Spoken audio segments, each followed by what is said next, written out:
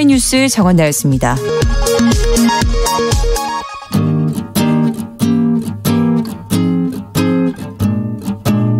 KBS 1라디오 오태훈의 시사본부, 여러분의 참여로 더욱 풍성해집니다. 방송에 참여하고 싶으신 분은 문자 샵 9730번으로 의견 보내주세요. 짧은 문자는 50원, 긴 문자는 100원의 정보 이용료가 붙습니다. 애플리케이션 콩과 마이케이는 무료고요. 시사본부는 팟캐스트와 콩, KBS 홈페이지를 통해 언제나 다시 들으실 수 있습니다. 많은 참여 부탁드려요. 네, 4월 15일 총선 앞두고 여론조사들 활발하게 진행되곤 있습니다. 그런데 그 이름을 처음 듣는 이 당이 무슨 당인지 헷갈리는 분들이 상당히 많이 계시다고 합니다. 오늘 그냥 갈 수 없잖아. 이합 집산 끝에 새로운 당명들의 정당이 줄지어 생겨난 상황 좀 살펴보도록 하겠습니다. 정당들의 짝짓기 왜 되풀이될까, 이런 주제로 살펴보죠. 시사평론가 이종근 평론가와 함께하겠습니다. 어서 오세요. 네, 안녕하십니까. 예. 선거 앞두고는 참 이런 게 되풀이돼요. 네, 그렇습니다. 그러니까 우리가 정당에 보면 네. 아직도 그러니까 우리 정치에 착근하지 못했다, 뿌리를 내리지 못했다, 이런 생각이 들어요. 그러니까 이 유럽식 정당과 미국식 정당이 있는데 네. 미국식 정당은 사실 당사도 없고요, 원내대표 이런 것도 없고요. 아, 그래요? 그래서 사무처 직원도 없어요. 그래서 캠페인 정당이라고 해서 선거 때만 딱 그 선거 캠프로 이제 모이고 그 의원들이 개별적으로 활동을 하지 네. 정당이 아예 없는 그런 그 이름만 존재하고 당사나 이런 게 없는 거고. 유럽은 왜 그런 거 보셨죠? 영국 총리가 네. 아예 어떤 그런 카페 같은 데 가서 당원들과 함께 그 의견을 듣고 이런 것. 그러니까 풀뿌리 완전히 당원들의 소지역 당원들의 그런 어떤 그 토론 이런 네. 것들이 차근차근 올라가서 정당의 의견이 수렴이 되고 그것이 이제 하나의 정책으로 나오는 그런 것들이 이제 보면 당원들이 있어서 당원들의 어떤 그 대의, 그러니까 뜻을 이제 대변하는 게 정당인데 우리는 그렇지가 않아요. 우리는 당사도 있고 당대표도 있고 그렇죠. 또 최고위원도 있고. 그리고 다른 나라에 비해서 우리는 다 그 세금으로 다 해줘요. 예, 세금 지원이 많이 되죠. 정당이 다 세금으로 가요. 물론 당원들도 장비를 내지만 그보다 거의 세금으로 다 운영이 되는데 문제는 이거예요. 그러니까 정당이 있는 거는 다 어떤 계급을 대변한다든지 어떤 세대를 대변한다든지, 지금 청년이라는 이름의 정당도 외국에 많아요. 그리고 종교를 대변한다든지, 우리나라에는 없지만 독일이나 기독민주당 이런 게 있잖아요. 네. 종교를 대변한다든지 또 계급 말씀드렸지만 이념 정당이라든지 또 지역 정당 많아요. 외국에는 지역 정당도 있어요. 근데 지역을 대변한다든지 이런 것이 제대로 되지 않고 다 대중정당 누구나 다 그냥 해줄 거야 하면서 사실 이합집산이 되풀이되는 게 그런 강령, 그러니까 뜻이 딱 맞아서 몇십 년간 계속 그 뜻으로만 계급을 대변하고 이런 게 정의당처럼 이런 어떤 뜻이 제대로 확립되지 않고 있다. 그러니까 두 가지죠. 하나는 정당의 강령이 제대로 이루어지지 않고 있고, 두 번째는 당원들의 민주주의가 없다라는 거. 이 두 가지 때문에 정당은 그냥 이렇게 부유하고 있다라고 보여집니다. 그럼 정당들의 우리나라에서의 그 이합 집산의 역사 같은 것도 좀 정리해 보면 좋을 것 같은데. 저는 절대적으로 3당 합당부터 시작이 됐다고 생각을 해요. 그래요? 왜냐하면 그 전에는 군사 정권 대 보수 야당 이런 어떤 대치구도였어요. 그러니까 정당이 막 많지도 않고 또 한 정당이 신민당, 그런 꽤 오랫동안 존속이 됐었는데 3당, 그러니까 그 군사 정권이 이제 민간 정부로 바뀌면서 지역적 정당들이 생겨나 버린 거예요. 그러니까 그렇죠. 그러니까 야당 분열이 생겨난 거예요. 그러니까 김영삼 대통령이 영남, 또 김대중 대통령이 호남, 또 김종필 전 총리가 충청. 이렇게 한 지역별로 하나의 대변되는 어떤 그런 정당들이 생기다 보니까 3당 합당은 TK, PK, 충청이 연합됐고. 그렇죠. 근데 호남을 고립시켰잖아요. 그러다 보니까 호남 고립에서 좀 재야 인사들이나 운동권, 젊은 운동권 출신 80년대에 그걸 영입하면서 근본적으로는 운동권 세력, 호남 세력, PK, TK, 충청 이런 5개의 지역과 또는 그런 계급적 어떤 그런 그 정파들이 이합집산을 서로 간에 이합 집산은 계속 거듭해 왔다. 이것이 이제 이합 집산의 하나의 어떤 그런 태동. 이라고 볼 수가 있다는 거죠. 특히 지난번에 저희가 이제 통합 관련해서도 한번 다뤄봤었는데 네네. 특히 민주당 계열의 통합이 상당히 많이 있었다라고 말씀해 주셨는데 엄청 많았죠. 이번에는 더불어민주당은 그냥 자신의 이름을 지켜냈어요. 네, 그렇습니다.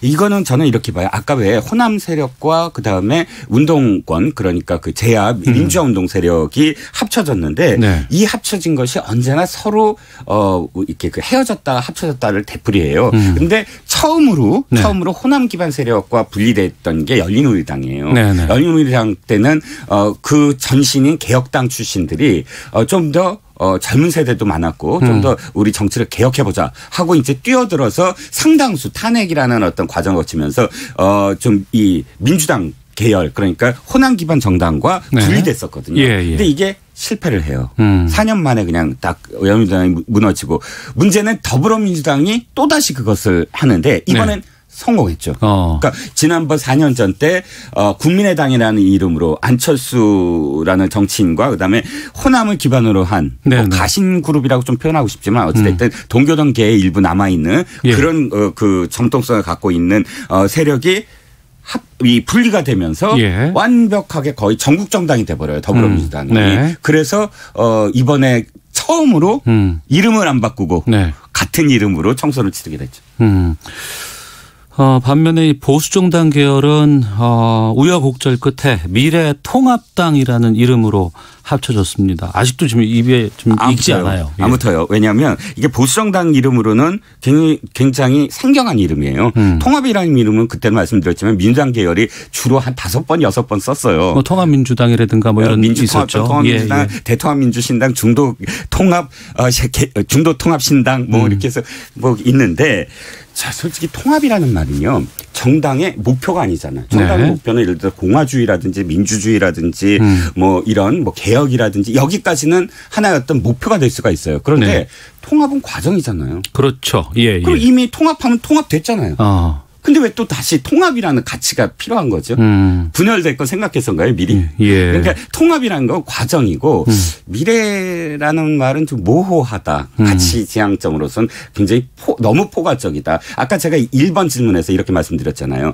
명확하게 계급이나 계층이나 지역이나 종교나 세대를 대변해야 된다. 그래서 그 폭을 줄여야 된다. 너무 대중정당이 돼서 이게 뿌리가 착근이 안 된다라는 말씀을 드렸는데 미래라는 말도 사실 너무 포괄적이지 않나요? 그래서 사실 이 이름은 아마도 저는 운명이 그렇게 길지 않을 것 같다는 생각이 드네요. 네. 호남을 기반으로 한 지역정당 민생당. 여기도 이제 새롭게 이름이 올라가게 됐어요. 굉장히 생경하네요. 진짜. 민생당은 좀 생경한데 자 아까 외국에는 지역정당이 있다고 그랬잖아요. 영국의 뭐 스코틀랜드 국민당, 스페인의 카탈루니아 민주연맹 뭐 이런 아예 지역을 이름으로 하는 그런 그 정당들이 있는데 우리나라와는 달라요. 왜 다르냐면 이런 정당들은 되게 민족이 달라요. 원래 그리고 국가가 있었고 예를 들어서 영국의 스코틀랜드 그러면 스코틀랜드 국민당은 아예 목표가 독립이에요. 그러니까 아까 그 잉글랜드가 와서 점령해 갖고 우린 스코틀랜드 왕국이었는데 여기에 대한 어떤 원한이 아직도 있거든요. 그건 뿌리가 깊잖아요. 굉장히 뿌리 깊죠. 카탈루냐도 마찬가지고요. 아예 그 자기네들도 그 소왕국이었잖아요. 그러니까 이런 어떤 좀 뚜렷한 이유가 있어요. 그리고 근데 그거를 총을 들지 않고 표로 대신해서 그 의회에서 이제 합리적으로 그 갈등을 풀어보자라는 의미인데 우리의 호남 지역 정당 사실 호남 정당이든 뭐 다른 정당이든 사실 지역을 기반으로 한 정당은 아직도 있긴 하지만 그러나 지역 소외론이 사실 기본이었거든요. 맨날 뭐 대통령을 빼앗기고 또는 우리가 소외된다라고는 하는데 이제 그런 어떤 갈등은 다 해결되지 않았나 나는 싶어요. 왜냐하면 영남 정당들도 한번 돌이켜보면 물론 대통령이 4명이나 나왔지만 사실 지역의 어떤 그런 뭐 생산율이라든지 이런 걸 따져보면 대구 엄청나게 떨어져 있어요. 뭐 대통령이 4명이나 나왔는데도 불구하고 대구민들이 사실 갖고 있는 그런 이 뭐랄까 심리적 그런 박탈감 굉장히 심하거든요. 경제적인 어떤 이유 같은 것도 그렇고 호남 2번이나 사실 정권 착출에 성공하지 않았습니까? 그러니까 양쪽 다 이제는 누가 더 소외됐다. 이걸 경쟁으로 해서 그걸 갈등을 부추겨가면서 정당 활동을 하는 것이 그건 안 그랬으면 좋겠어요. 과연 옳을까? 예. 저는 거기에는 국민 여러분들이 아마 이제 퀘스천 마크를 점점 찍지 않을까 싶은 생각이 드네요. 네. 이건 물론 개인적인 의견입니다. 예. 안철수계는 국민의당이라는 이름을 다시 찾았어요. 그런데 안철수 의원이 전 의원이 늘 주장하는 게 새로운 정치 아닌가요? 예. 새 정치. 예, 새 정치. 저는 3대 미스터리라고 하는데 새 정치가 과연 뭘까 아직도 잘 모르겠어서. 그런데 사실 아직도 너무 익숙하다. 그러니까 새로움이 없다. 네. 이름도 그렇지만 실질적으로 안철수 전 의원이 이번 민생당으로서 무언가를 사람들에게 좀 호소하려면 저는 무언가 정말 이게 구호가 아니라 프레젠테이션이 아니라 PPT가 아니라 실질적으로 사람들이 그래 안철수 당은 무엇이 있다. 이런 거를 피부로 느끼게 만들어줘야 되지 않을까 싶습니다. 네. 그리고 나서 선거법 바꾸고 나서 헌정사상 처음으로 이제 위성정당이라는 게 지금 등장을 했습니다. 이게 또 이번 총선에서는 큰 변수가 될 것 같아요. 일단 공과를 차치하고 예. 민주당 내부에서도 시뮬레이션을 돌렸다고 합니다. 미래한국당이 어떻게 될까. 근데 생각보다 굉장히 높게 나오는 거예요. 미래한국당. 미래한국당 예. 이제 이 미래통합당의 위성정당이죠. 예. 그러니까 지금 민주당 내부에서도 위험하다 우리가. 물론 어느 정당도 과반을 넘진 않아요. 이번에. 그런데 선거법이 바뀌었기 때문에. 그런데 그럼에도 불구하고 상당히 많이 지금 격차가 있다. 그래서 자신들도 혹시나 그런 어떤 꺼내놓고 드러내놓고 못하지만 위성정당을 만들어야 되는 게 아니냐. 그러니까 자신들이 만들진 않지만 예. 손혜원 의원이라든지 뭐 이렇게 해서 외부에서 만들고 그것을 이제 전파하는 그런 전략이 나올까 안 나올까는 좀 봐야 되는데 네. 왜냐하면 장단점이 있거든요. 그렇게 될 경우는 이제 4+1이라는 연합체는 불가능해져요. 알겠습니다.